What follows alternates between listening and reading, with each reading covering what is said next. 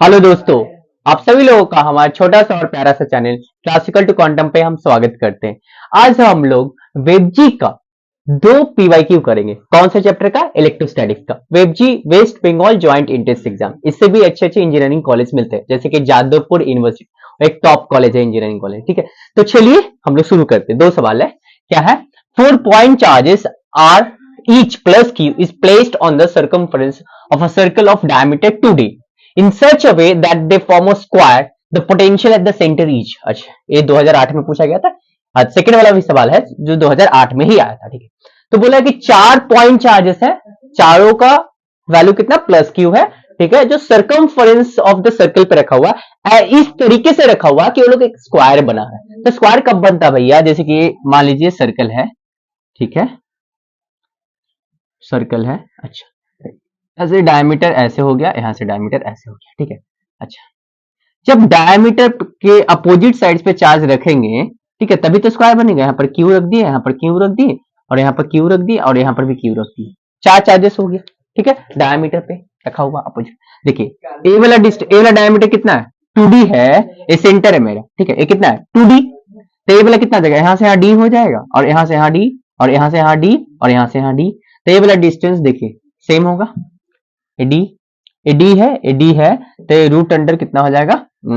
D square, तो to D हो जाएगा। अच्छा, यहाँ पर भी वही होगा, यहाँ पर भी वही होगा, और यहाँ पर भी होगा। ठीक है, तो डायमीटर का अपोजिट साइड्स में रखेंगे चार्जेस को, तो मेरा स्क्वायर फॉर्म हो रहा है। क्या फॉर्म हो रहा है? स्क्वायर फॉर्म हो रहा है। ठीक है, लेकिन पोटेंशियल कहां पे पूछा भैया? और पोटेंशियल सेंटर पे पूछा है। ठीक है, तो एक पॉइंट चार्ज की वजह से, एक पॉइंट चार्ज क्यू है, यहां से आर डिस्टेंस दूर, इस पी पॉइंट पे जो पोटेंशियल होगा इस चार्ज की वजह से कितना होगा? के क्यू बाय आर। के क्यू बाय आर। अच्छा, के क्यू बाय आर। और एक चीज आपको क्लियर कर देता हूं, तो V P equal to K का value 1/4 pi epsilon into Q by R. ए होगा आपका एसआई यूनिट में। ठीक है, अगर सीजीएस में लिखना चाहते हैं, वीपी जो होगा सीजीएस में, इसका वैल्यू 1 हो जाता है। क्यू बाय आर आपका हो जाएगा किसमें? सीजीएस यूनिट में। ठीक है, सीजीएस यूनिट में। तो ऑप्शंस में के नहीं दिया हुआ, इसका मतलब सीजीएस यूनिट में पूछा है मुझसे। ठीक है, तो इसको मिटा दे रहा हूं मैं। तो पोटेंशियल एक स्केलर क्वांटिटी है, सारे चार्जेस की वजह से सेंटर पे पोटेंशियल निकालेंगे और सबको क्या करेंगे? ऐड कर देंगे। तो इस चार्ज की वजह से, इस चार्ज की वजह से कितना होगा? इसका नाम देता हूं 1, इसका नाम देता हूं 2, 3, 4। तो 1 की वजह से पोटेंशियल कितना हो रहा है भैया? के क्यू बाय डी। 2 की वजह से भी कितना हो रहा है? के क्यू बाय डी। सबके लिए डिस्टेंस सेम है, चार्ज भी सेम है। 3 की वजह से भी उतना ही होगा, के क्यू बाय डी। और 4 की वजह से भी उतना ही होगा, के क्यू बाय डी। तो चारों को ऐड करते हैं, वी नेट क्या हो जाएगा? V1, V2, V3, V4। के क्यू बाय डी प्लस के क्यू बाय डी प्लस के क्यू बाय डी प्लस के क्यू बाय डी। तो कितना हो गया मेरा? 4k Q by D. यहां पर k का वैल्यू कितना लेंगे? 1। ठीक है, क्योंकि k दिया ही नहीं ऑप्शन में, तो मुझसे पूछा सीजीएस यूनिट में। तो 4q बाय डी कितना हो गया? 4q by D. 4q by D, option B. 4q by D, option B. ठीक है, आसान था, लेकिन थोड़ा सा दिमाग लगाना पड़ता।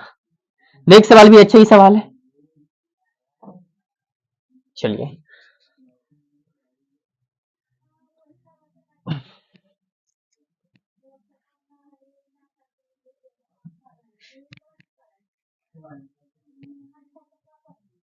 चलिए दूसरा सवाल क्या है? 64 identical spheres, each charge carrying q and capacitance c। अच्छा, ठीक है, 64 आइडेंटिकल स्पीयर, छोटा सा स्पीयर मान लेते हैं, ऐसा ऐसा करके 64 है, छोटा छोटा। कितना है? 64 स्पीयर। कितना? 64। ठीक है, हर एक का चार्ज कितना है? q, और कैपेसिटेंस कितना है? c। अच्छा, combine to form a large sphere. अरे 64 स्पीयर मिला के एक बड़ा सा स्पीयर बनाया गया है, एक बड़ा सा स्पीयर बनाया गया है। ठीक है, the charge and capacitance of the large sphere. सवाल समझ में आया? 64 आइडेंटिकल स्पीयर्स है, हर एक स्पीयर का चार्ज कितना? q है, एंड कैपेसिटेंस c है। और 64 को कंबाइन करके एक बड़ा सा स्पीयर बनाया गया और उसका चार्ज और कैपेसिटेंस पूछा है। ठीक है, तो यहां पर कंजर्वेशन ऑफ चार्ज तो लगेगा भैया। यहां पर टोटल चार्ज कितना होगा? एक का कितना है? q है, तो टोटल चार्ज जो होगा वो 64 है, तो कितना आ जाएगा? 64q। तो इस टोटल को जोड़कर 64 स्पीयर्स को जोड़कर 64q आ रहा है, तो बड़ा वाला स्पीयर के पास चार्ज कितना हो जाएगा भैया? ऑफ बड़ा, बड़ा लिख दे रहा हूं, 64q होगा। चार्ज कंजर्व रहेगा। अच्छा, तो 64Q माने डी और बी तो नहीं होगा, ए और सी में से होगा, ए और सी में से होगा। अब देखिए स्पेरिकल कंडक्टर के लिए, मान लीजिए रेडियस स्मॉल आर है, ठीक है, इसका कैपेसिटेंस जो होता है C equal to 4 pi epsilon into R होता है। ये स्पेरिकल कंडक्टर का कैपेसिटेंस होता है, C equal to 4 pi epsilon into R. ठीक, तो जो छोटे छोटे स्पीयर है इसका रेडियस में स्मॉल आर पकड़ लेता हूं, ठीक है, इस रेडियस में स्मॉल आर पकड़ लेता हूं, तो उसका जो कैपेसिटेंस होगा छोटा स्पीयर का कितना होगा, C equal to 4 pi epsilon small R, capacitance मिल गया। लेकिन हमको तो एक बड़ा स्पीयर का पूछा है कैपेसिटेंस भैया, बड़ा स्पीयर का मैंने रेडियस आर लेट कर लिया। अच्छा, तो इसका जो कैपेसिटेंस होगा सी डैश इक्वल टू कितना होगा, 4 पाई एप्सिलॉन इंटू आर।